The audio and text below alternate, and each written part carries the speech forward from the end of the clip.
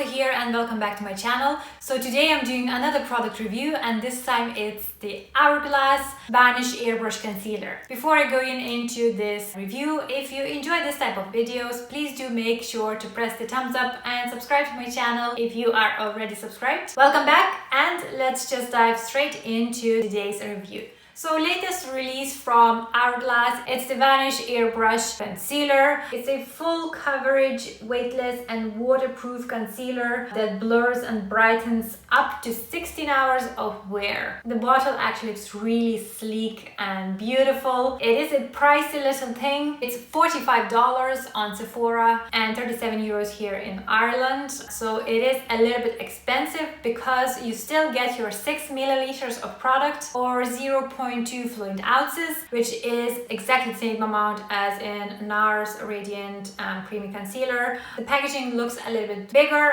They actually have the same amount of product in them. So I just took this for comparison. So it's also free of sulfates, parabens, mineral oils, and contains less than 1% of synthetic fragrances. So it should be great for someone with sensitive skin. So it does come with the dog food applicator. It's a nice kind of slim one as well. It's not as thick as heart-shaped tape. So I'm going to use that now and see how this works. I got color called Sepia, I think if I pronounce it right. So I'm just gonna apply a little bit of that. Okay, so as you can see, it is a full coverage.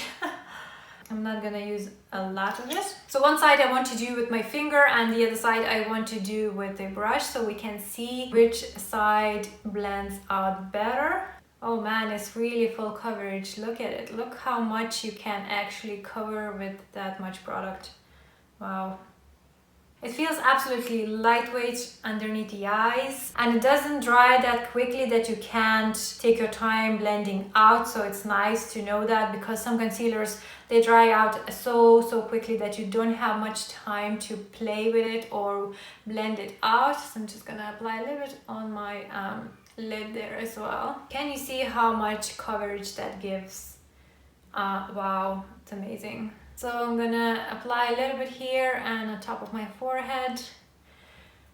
Like a little amount of product really goes a long way. So I think I'm just using too much of it at the minute. I could definitely go with a little bit less product. Consistency wise, it feels so much like the Nars Radiant Creamy Concealer. It feels kind of similar when you're applying it. So this is how it looks applied. It's actually very comfortable, as I said. It sits lovely underneath the eyes and it blends really lovely with fingers. And now I'm going to do the other side. You know what? I'm going to do Nars Creamy Radiant Concealer on the other side just for you to see the difference in coverage because it does feel so much like the Nars Radiant Creamy Concealer. So it'll be interesting to compare the two. Okay, so on this side I'm applying a Nars Radiant Creamy Concealer in color 2.75 Cannelle. So I'm just gonna do the same on this side. So this is how much I think I applied of the other product. And again, I'm using my finger and I'm going to blend this out. Texture definitely feels very similar. Again, this concealer, the Radiant Creamy Concealer, is so many people's favorite and so many makeup artists' favorite. I have it in my kit. I love it. It's not too heavy. It doesn't dry out your underneath the eye area, and I think it's overall very nice concealer. But now that I have applied the Radiant Concealer on this side, I can really see in the mirror that the Hourglass definitely gives more coverage. On this side, I can still see my veins showing through and kind of skin showing through, which this eye of Hourglass is much more well covered. So the Vanish Airbrush Concealer is definitely full of coverage than Nars, even though it feels kind of similar in texture. I do actually like it how it looks. Now that this concealer actually sits on my underneath the eye area for some time, I can really see up close that it gathers a little bit into my fine lines and it kind of looks a little bit on the drier side compared to the Nars side. I don't know if you'll be able to see that on camera, but in real, if I look very up close, I can definitely see that this side is a little bit more drier looking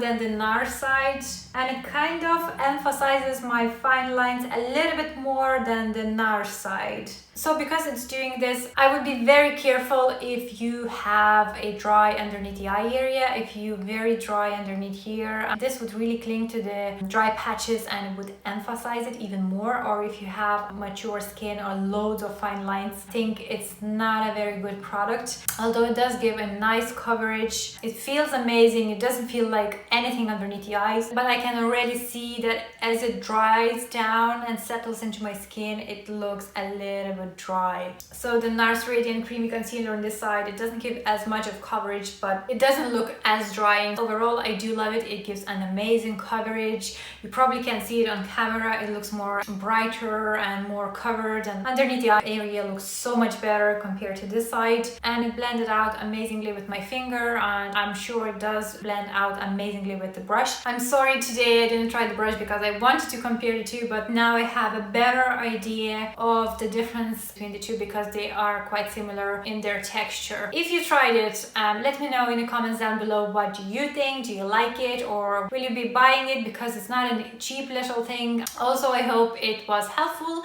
and you were able to see the difference and the coverage it gives. As always, I say a huge thank you for watching, and I'll see you all in my next video.